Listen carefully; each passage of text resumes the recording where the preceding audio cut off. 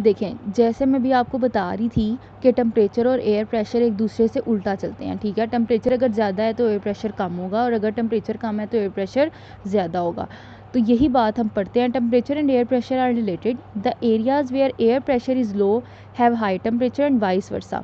अब यही बात वो कह रहा है कि जैसे जैसे आपका टेम्परेचर जो है, आप इस तरह से याद कर लें, क्योंकि आपने टेम्परेचर वाली बात पढ़ी हुई है कि हाइट पे जाते हैं तो टेम्परेचर कम होता है, जब टेम्परेचर कम होगा तो एयर प्रेशर क्या होगा, ज़्यादा होगा। और जैसे जैसे आप ज़मीन की तरफ आते हैं टेम्परेचर क्या होना शुरू हो जाता है, ज़्यादा होने लग जाता है, तो एयर प्रेशर क्या होगा, कम होगा। तो आपने इस तरह से याद कर लें, या एयर प्रेशर को पहले याद कर लें।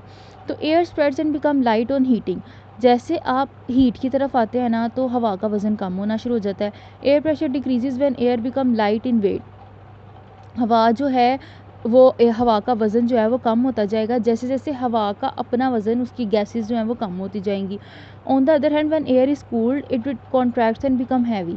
जब आप ठंडी इलाके पे जाएंगे, यानी ठंडे टेम्परेचर कम होना शुरू हो जाएगा, वहाँ पे जो गैसेस हैं हवा के अंदर वो भारी हो जाती हैं।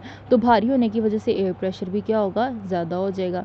Air pressure increases when air high becomes heavy. Air contains water vapour which are lighter than air. The addition of water vapours in air makes it light. अब देखें, वो कह रहे हैं हवा के अंदर वाटर पानी के मॉलिक्यूल्स भी मौजूद होते हैं। तो जैसे जैसे पानी के मॉलिक्यूल्स बढ़ते जाते हैं, हवा जो होती है वो हल्की हो जाती है, जिसकी वजह से हवा का प्रेशर भी जो है, यानी उसका वज़न भी जो है वो कम हो जाता है। It is a principal that humid air is lighter then dry air and it's pressure is also low. और ये बात आपने याद रखनी है, जो नमी वाली हवा होगी उसका प्रेशर कम होगा, और जो खुश्क हवा होगी उसका एयर प्रेशर ज़्यादा होगा।